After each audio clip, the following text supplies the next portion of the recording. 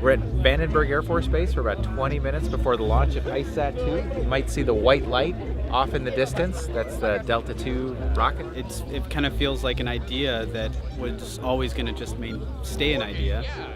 But no, it's real. It's sitting on top of the rocket. You know, and for me, it's kind of surreal. Like you say, it's been 10 years, and it's hard to believe. It's like, we're really here? This is really about to happen? It's totally cool.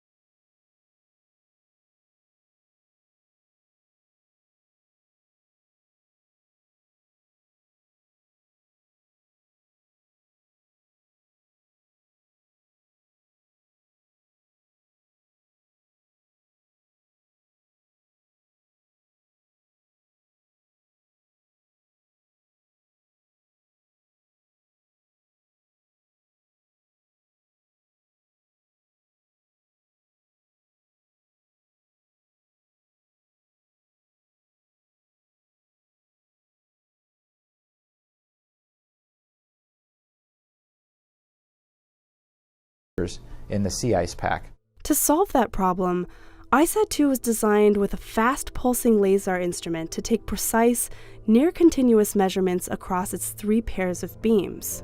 For 10 years, everything about the mission was designed to measure rapid changes in the most rapidly changing part of the cryosphere. But it has to get into space first.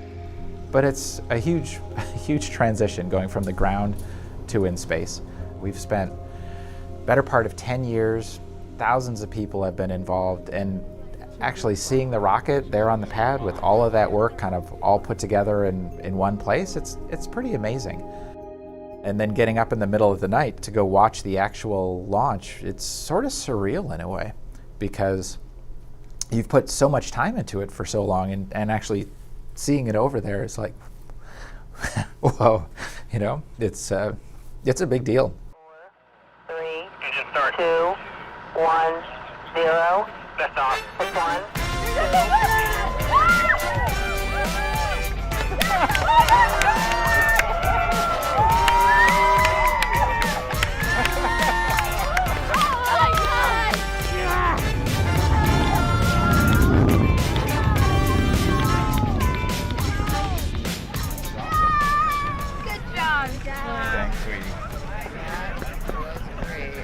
That was awesome. Totally cool.